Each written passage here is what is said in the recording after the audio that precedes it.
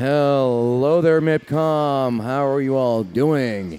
I'm joined here, well, we have a couple of interviews coming up, but first of all, I'm joined here by Sherveen Karamian. Is that correct? Yes, that is correct. Okay, Sherveen, well, tell me very quickly what brings you to MIPCOM. Well, I came here. I'm from HYH Animation Studios based out of Holland and Los Angeles, and we have animation shorts and movies trying to find distribution and enjoy the city. And of course, I love it. It's a great place and beautiful place to meet people and talk. Yeah. Exciting energy, and you're networking, and you're here for a particular project that you're showcasing. Yes, we're doing the series Holly Band. Is a short series, montage to the Pink Panther style, no dialogue. Right. Just comedy, slapstick, beautiful. Fantastic. And I think it will be a work, and people will love to see it. Yeah. Okay, brilliant. Well, I mean, it's been a few days yet, so actually MIPCOM is almost over. Have you had a successful edition? Of course. We had a lot of good interviews, a lot of good outcome from it, and we learned a lot. That's the most important thing. Okay, fantastic. Will you be coming back next time? Of course. We'll come back every year. All right. Well, make sure next time to come and say hi to me. By the way, folks, I'm still David Fox here with Fox Populi.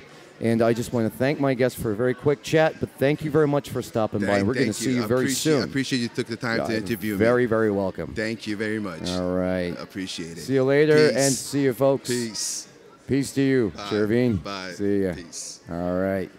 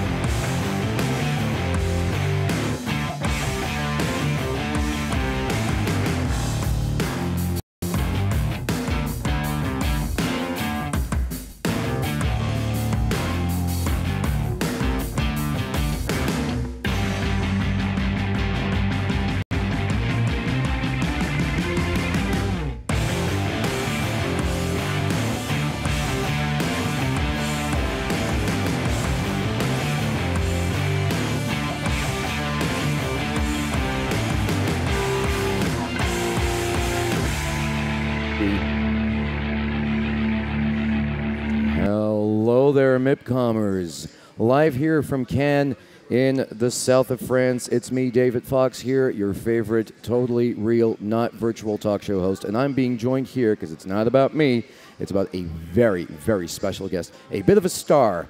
Tell us who you are. My name's Desiree Akavan. And obviously you're at MIPCOM for good reason. What is it that you are doing here in Cannes this week? I'm here to sell my television series, The Bisexual. Now, obviously, let's pitch this baby. Why should we watch The Bisexual, Desiree? What's special about it? So the elevator pitch is The Bisexual is a comedy, a half-hour comedy about a woman in her 30s who's been lesbian identified her whole life, and she comes out as bisexual in her 30s and starts dating men for the first time in her life, and it's about the ramifications of that on her life and the life of those around her. Brilliant. Okay, and well, obviously you've been going back and forth between, between meetings. This is obviously a series, by the way. Let's point this out. So The Bisexual is a series. Which season are you on right now? We're on the first season. We just aired in the UK. It was a Channel 4 Hulu co-production. Brilliant. And the 6 episodes for the first season have gone on the air in the UK, and they're going to premiere in the US in November. Brilliant. Could you tell us a little bit about how reception has been so far? It's been obviously really positive. Yeah. I mean, there's nothing else like that out there. Obviously, it's really taboo subject matter, and it's precisely a bit tricky and a bit of an intense title to go off of. But I have noticed that it's a conversation that people have been excited and ready to have.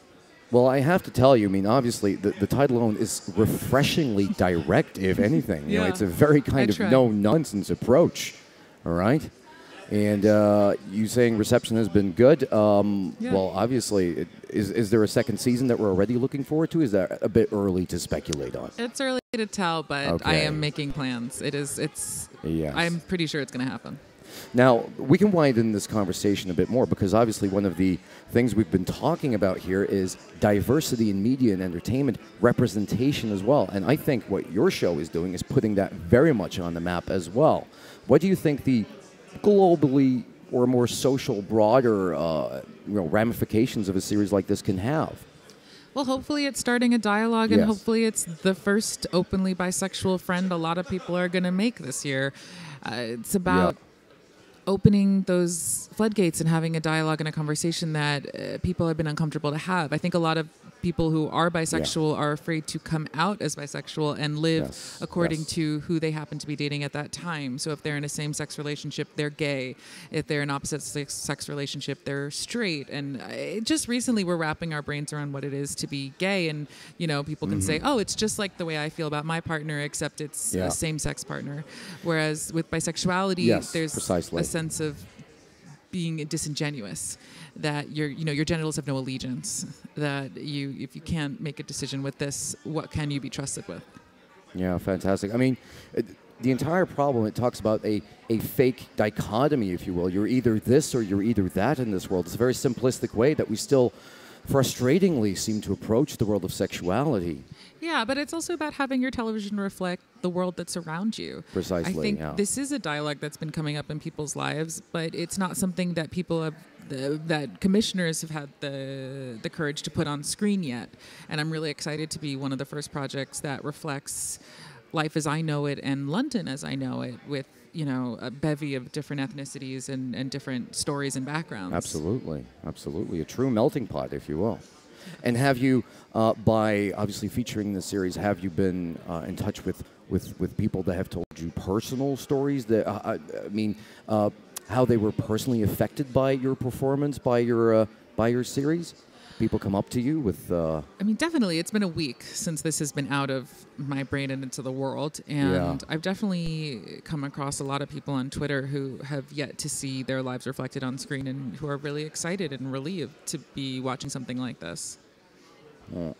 I mean, the thing is, we've had so many different conversations, or excellent conversations, really, about true diversity in media. Do you think we're on the right path here? Is this a broader shift that you've come to kind of observe in the media landscape, that diversity is something that's more has become more inclusive, more representative, or is it more still superficially ticking boxes? Where do you think we're going? I think it's good that diversity is becoming trendy, and our best shows in the States are, Atlanta and Insecure right now. Absolutely, yes. Big fan of Atlanta, by the way. Yeah, me too. Absolutely, but at terrific the same series. time, unless that diversity starts to happen at the executive level and the commissioner level, none of this is ever going to go anywhere. The people making the decisions and the gatekeepers who decide where the money is spent, those people need to reflect the world as we know it. Yeah. I could not agree more. I think that the world of entertainment, we still kind of naturally underestimate its effect on the way the image is built, on the way that, it influences our society and also the kind of stereotypes that our kids grow up with. Yeah, for sure. Exactly. And so what you're doing is actually quite powerful. And I want to personally thank you for being here on the show, because I know that everybody's fighting for a piece of you right now. Okay. So thanks for having me. I don't know if that's the case, but I appreciate it. Oh, you're very welcome. Thank you for being on the show, and very good luck, Desiree, with your future endeavors. Thank you. Thank you.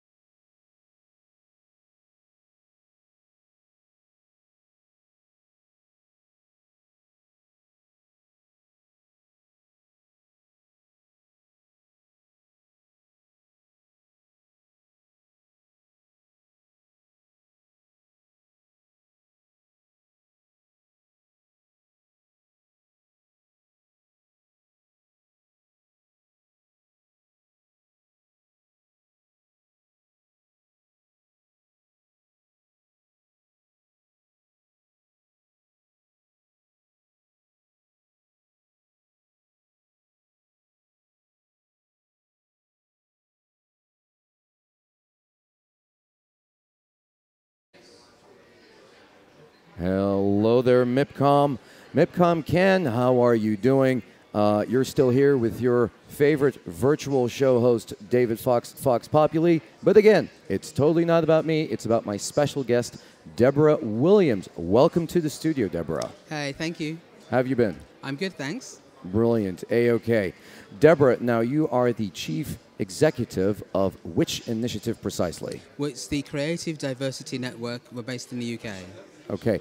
I love, by the way, how it's all in the name, basically. It's an extremely clear title for a change because we get people here with the most vaguely sounding names that you can imagine. But I can sort of guess what it is that your priority lies. What is it that your company does precisely?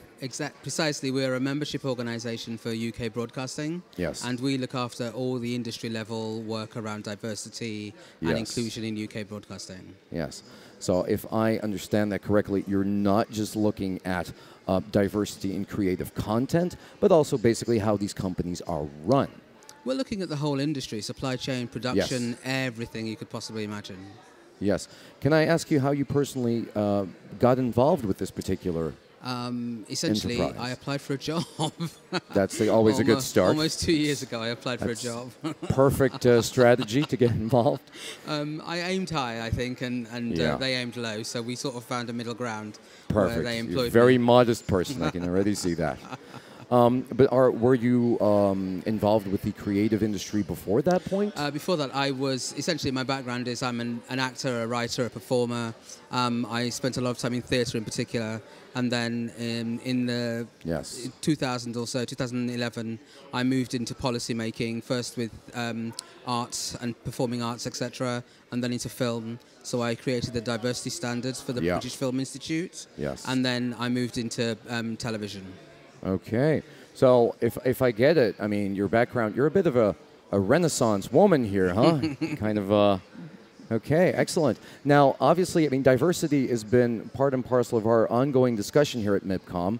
And, well, tell us, would you say that right now diversity we're moving towards the right direction in terms of how diversity is fairly addressed within the creative industry? What's the situation right now? Where are we in this ongoing struggle? I would say there has been progress. Yeah. Not as much as there needs to be and as much as I want and as fast as I would hope, but there has been progress. You know, 5 years ago, we would not have been having in-depth conversations about diversity at MIPCOM. I think I agree with that, absolutely. There would not have been so many diverse participants and guests here. So I think we're moving there, but I do think that there's still a long way to go. Yeah, I think I'm sorry to say that I very much agree with that. Would you... Obviously, you're focusing on national trends, global trends, regional trends? Yeah, all of them. I think in the UK, the work that we do is very much about... we manage a project called Diamond, which is the world's first. So the broadcasters built it, which is an online monitoring system for diversity. So within that, we monitor who's on screen and who makes television in the UK. And then we try and use that as our baseline for developing projects and initiatives and looking around, leading the discussion and the debate around what needs to happen next and what's working and what's not working. And then, I'm called on quite a lot to do that internationally as well. Yeah. What would you say are the toughest obstacles for this problem? I think what's keeping us back? Awareness is one, and acknowledging that the ways that we work in the industry are problematic. I think the harassment and the Me Too movement have been quite interesting for the industry. Absolutely. But whether or not they're going to change anything in terms that's a different question, how people behave, how people work, is the next big question, I think. Yeah, precisely. So obviously you're challenging more than just the power establishment within one industry, because it seems to me this is a global societal mentality shift. Yeah, absolutely. That we're trying to at least propel. Yeah, the culture and how we think we are as an industry, I think that's the main thing that needs shifting and challenging. And I'm up for that debate and discussion, and bring it on is what I say. But obviously with no gloves and precisely, it has honestly, to be directly, no nonsense. No nonsense. Well, I respect that. Okay.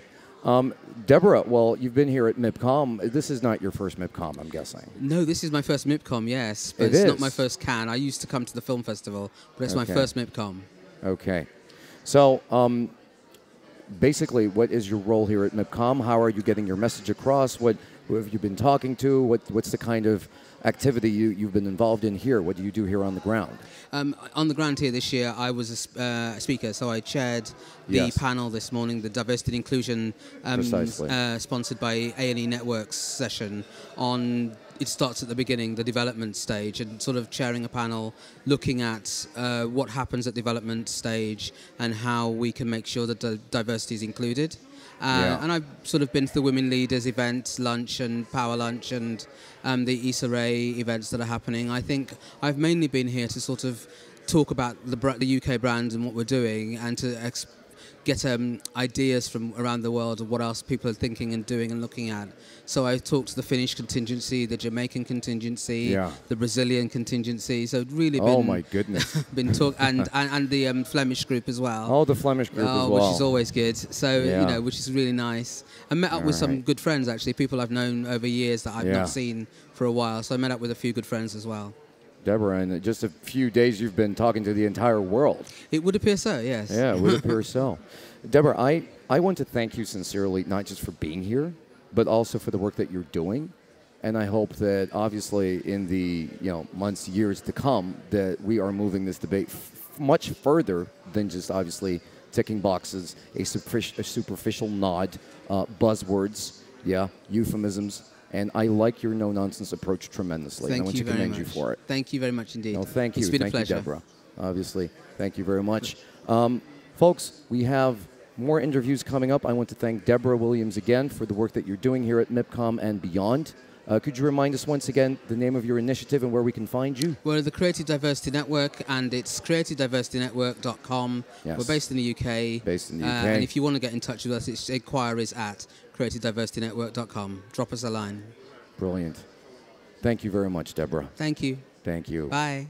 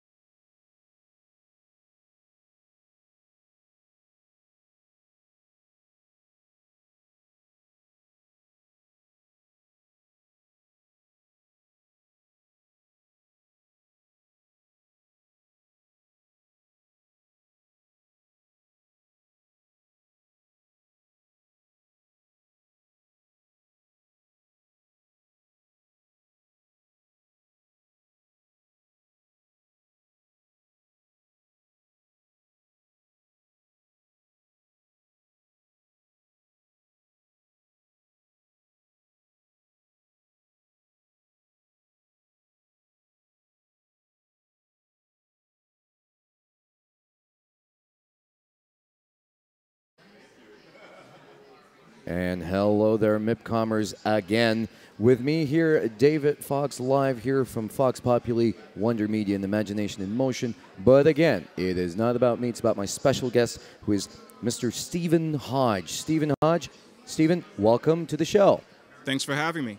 You're very welcome.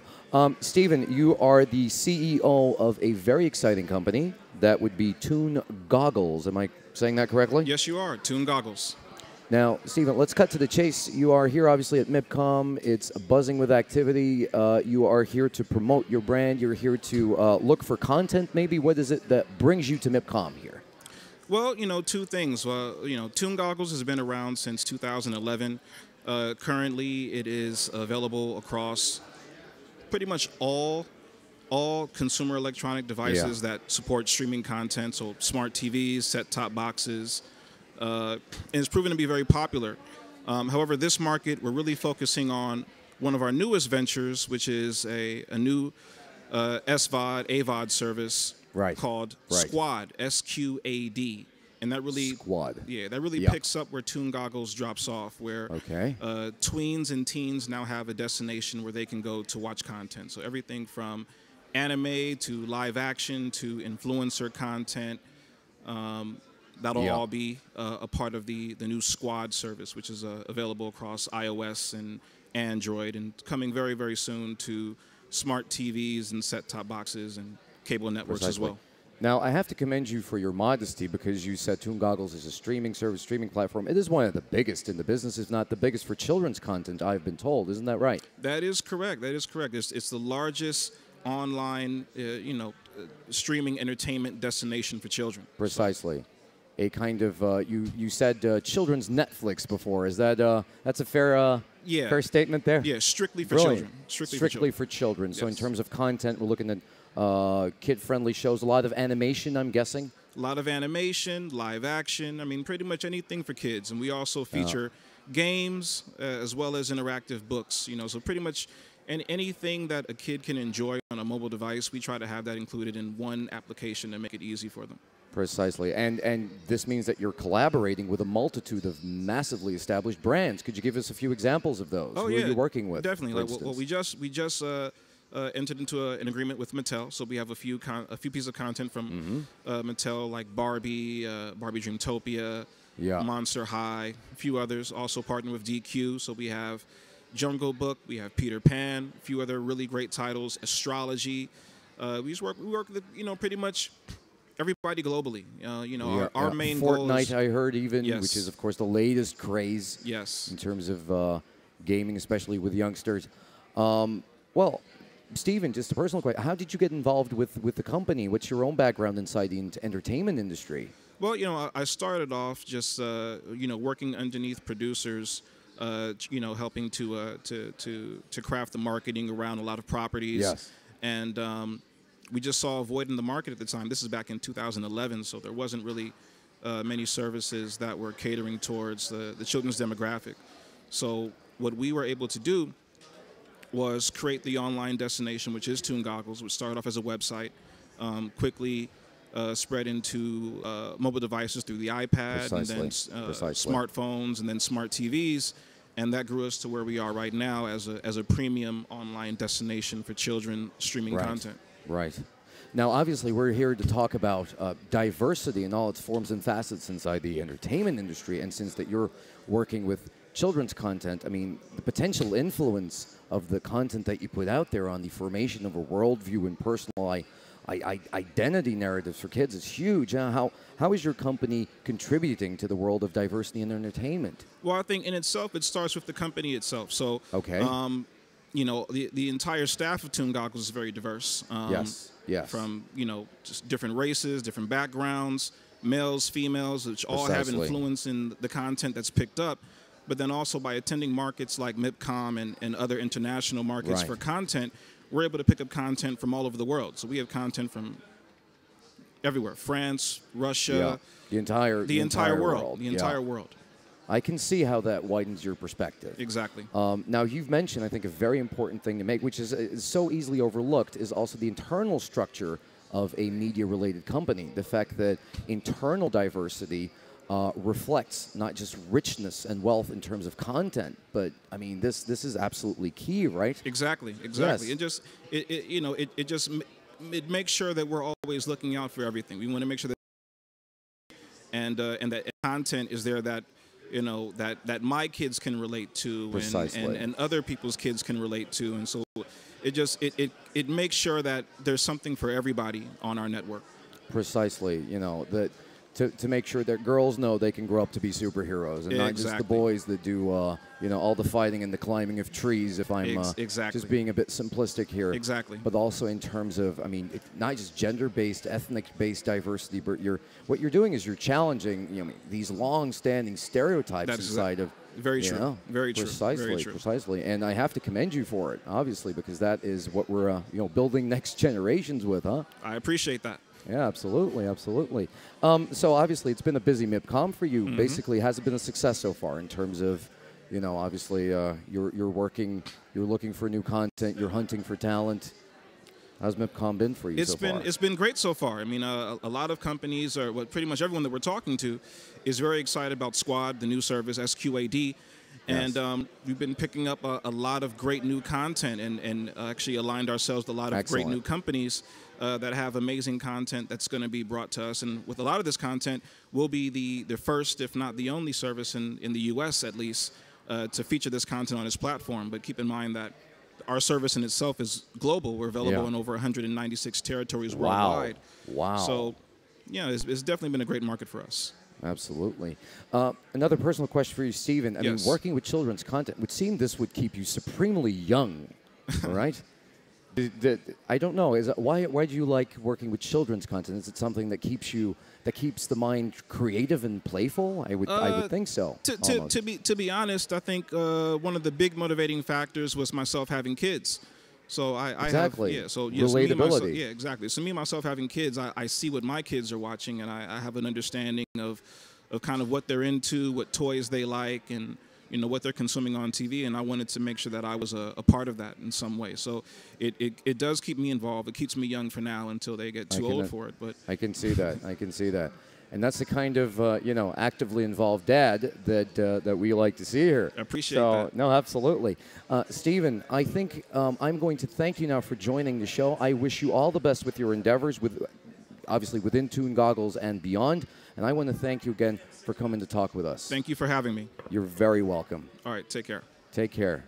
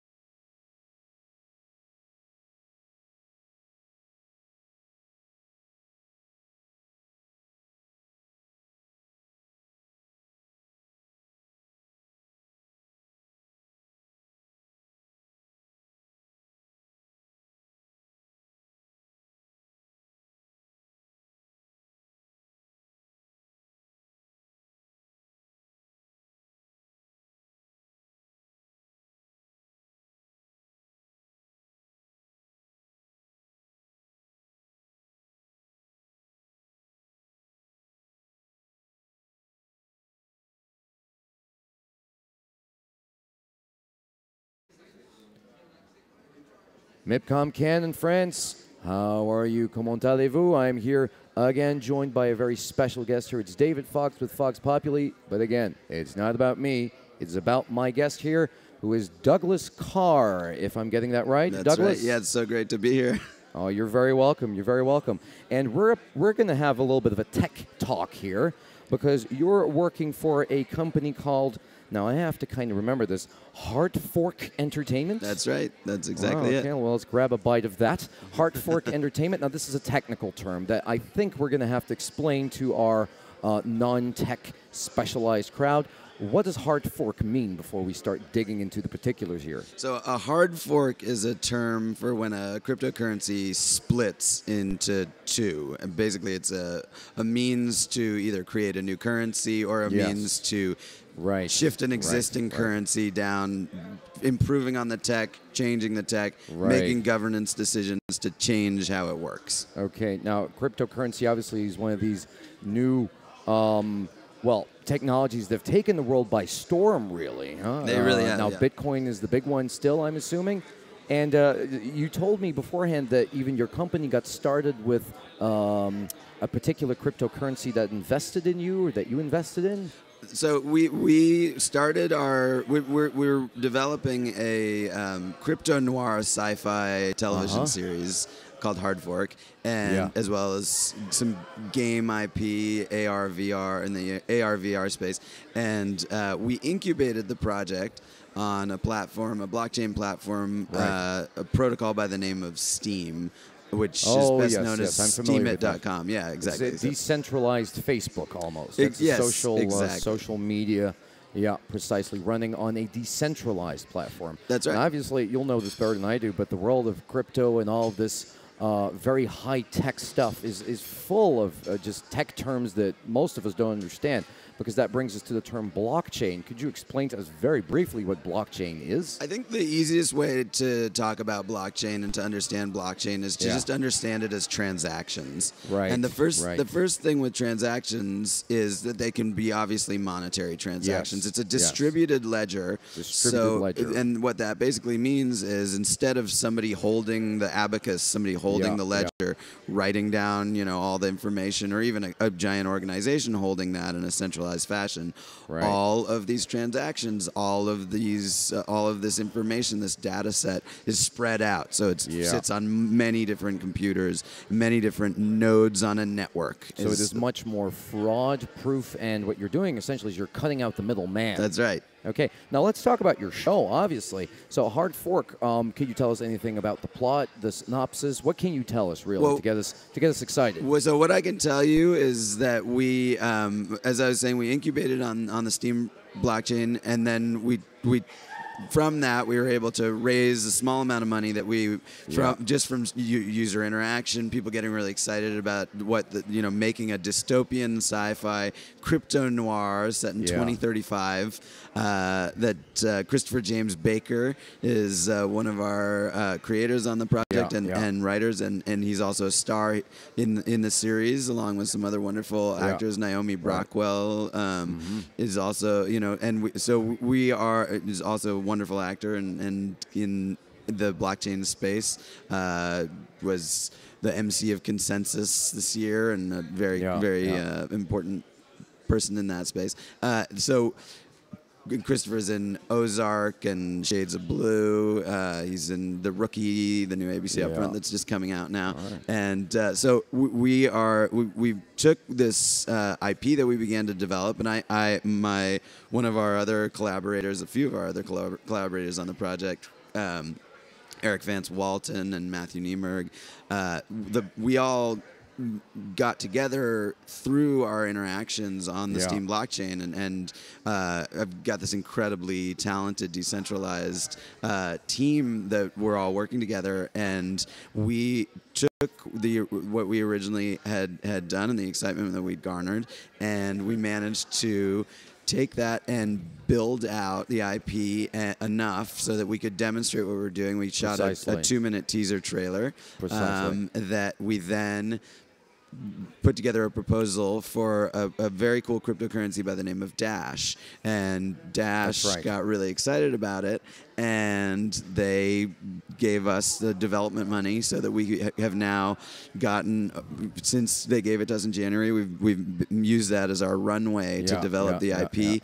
Which is, and it was given to us by a decentralized organization. There's no person, there's no company. There is centralized control. Well, there is an organization. There's a Dash organization. But the node network, network of, they're called master nodes, made this decision to do the first funding round for the project. So it's very exciting. Yeah, it's very exciting stuff. And what excites me about it is actually you're taking a very different turn than a lot of crypto enthusiasts are taking. I mean, at least your show is not really blockchain optimism. It seems to be blockchain pessimism, because all this technology, I'm sure, can be used against us as well, right? I'm talking about mass surveillance, maybe. I'm talking about this. Basically, it really reminds me of Black Mirror. To be honest with you, is that part of the influences that you've been under? Well, I think that's a really great question, and in answer to that, what we're trying to do and what we are doing is we're creating a story that's a very character-driven story about a family living in a space in 2035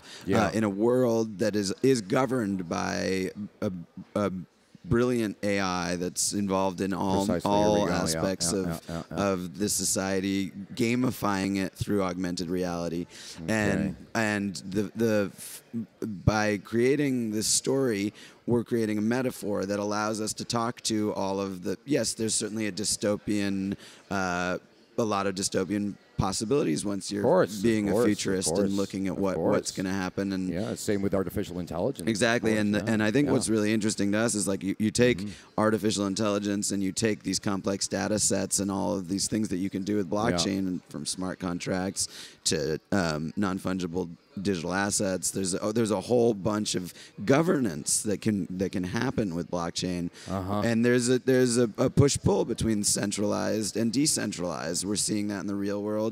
We're exploring that on the show. And in the first season, it is a very dystopian reality. But once we get into the second season, there's a flip, and you'll see in season 2 of Hard Fork, the decentralized factions get put in a position where they have a lot more power, and so it becomes there's a utopian version of what these, where we can go with these things. And our reason for wanting to make this series is very much around educating, creating an incredibly entertaining piece of media series that people can watch. That's House of Cards, that has in a science fiction world that talks about governance and how it's going to change and how our society is going to change, but from a family's perspective. Okay, Doug. Well, that all sounds excellent, and I mean, you've given us so much information. You're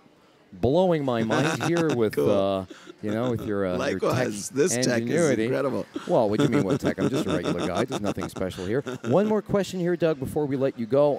When can we expect the series to come out?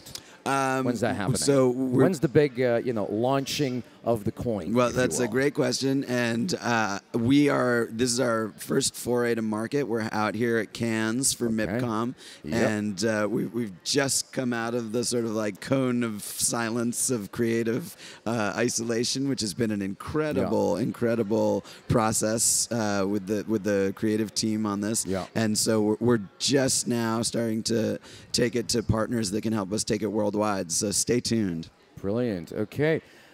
Doug, thanks very much for your explanation. Obviously, we're looking very much forward. Me personally, I think it's incredibly interesting material. Thank you. And and folks, just remember that this was not financial advice. Perfect. Thanks, David. It's been great chatting with you. Thank you, Doug.